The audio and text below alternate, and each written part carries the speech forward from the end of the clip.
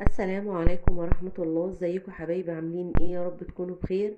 ان شاء الله هعمل معاكم النهاردة الرز البخاري بالفراخ. ما شاء الله اكلة جميلة جدا هتعجبكم. هنسمي الله ونصلي على رسول الله ونبدأ مع بعض. معايا هنا فرخة متقطعة قطع، وغسلتها طبعا وصفتها كويس جدا.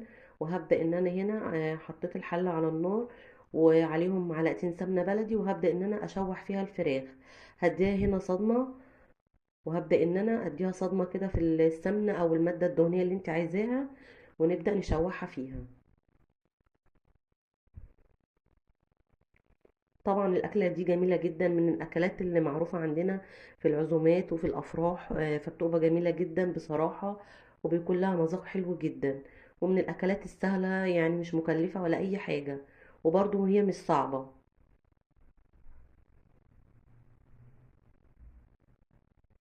هنا خلاص هبدأ ان انا احط بقى البهارات بتاعت الفراخ. عندي هنا نص كوباية طماطم معصورة.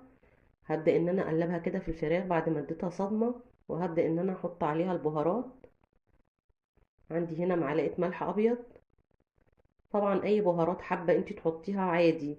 معلقة فلفل اسمر، بهارات الكبسة، 7 بهارات. هنا حطيت اللي هي الليمونة المجففة، وحطيت قطعة صغيرة من القرفة، وحطيت معلقة 7 بهارات.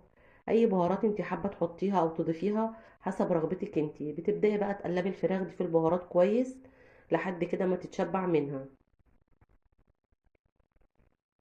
ما شاء الله الريحة جميلة جدا. ريحة البهارات مع الفراخ ريحتها جميلة جدا. هبدأ ان انا اقلبها كده على الوش التاني.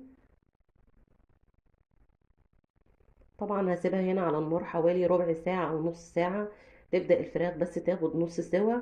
وهبدأ انزل عليها هنا بالرز البسمتي بعد ما غسلته وصفيته كويس.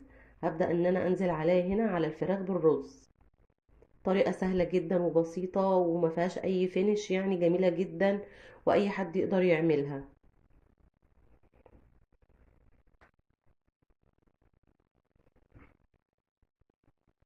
هبدأ اخلص هنا كمية الرز مع الفراخ كده. هبدأ ان انا اقلبها مع بعض كويس.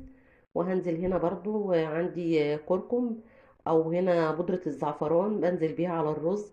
بتدي لون جميل جدا للفراخ وللرز، بتبقى فعلا روعة. وهنا هزود بس التتبيلة شوية عشان الرز اللي احنا حاطينه.